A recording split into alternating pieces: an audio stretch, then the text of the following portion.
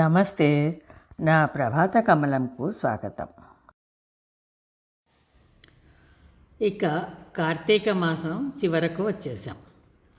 ఆ సందర్భంగా మన హైదరాబాదుకు దగ్గరగా రంగారెడ్డి జిల్లాలో ఉన్న శ్రీ మహేశ్వర క్షేత్రం దర్శించుకుందామా? హైదరాబాద్ శంషాబాద్ ఎయిర్పోర్ట్ రోడ్ని దాటి హైవే మీదుగా శ్రీశైలం వైపు వెళ్ళేటప్పుడు దాదాపు 30 కిలోమీటర్ల దూరంలో ఉంది మహేశ్వర క్షేత్రం.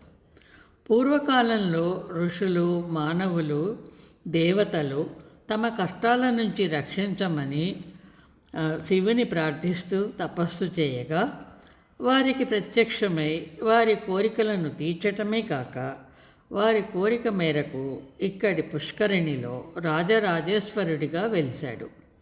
ఇక్కడ పై దేవాలయంలో రాజరాజేశ్వరుడు, ఆ దేవాలయంకి కింది భాగం దేవాలయంలో రాజరాజేశ్వరి దేవి పూజలు అందుకుంటున్నారు.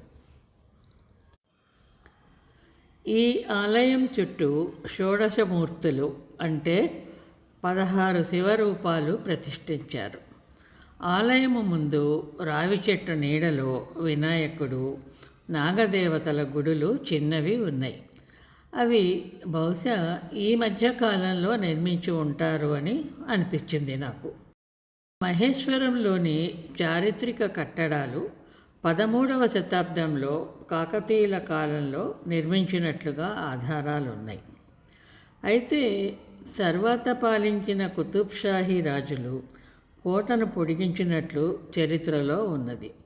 క్రీస్తు శకము 1672కు పూర్వము మహేశ్వరం ప్రాంతమంతా దట్టమైన అడవులతో నిండి ఉండేదట.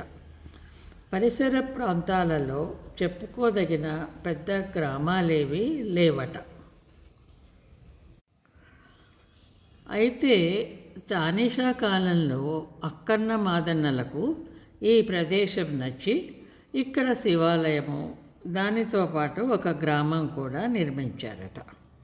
ఈ క్షేత్ర నాయకుడు మహేశ్వరుడు కనుక ఆయన పేరుని ఈ గ్రామానికి మహేశ్వరం అనే పేరు వచ్చిందని అక్కన్న మాదన్న చరిత్రలో ఉన్నదట. ఇదండి క్లుప్తంగా మహేశ్వర క్షేత్ర కథ. మనకు దగ్గరలోనే ఉంది కాబట్టి వెళ్ళి దర్శించుకొని రావచ్చు కదా. మరి వచ్చే వారం మరో కథతో కలుసుకుందాం. అందాక సెలవా మరి. ఓం నమః శివాయ, ఓం నమః శివాయ, ఓం నమః శివాయ.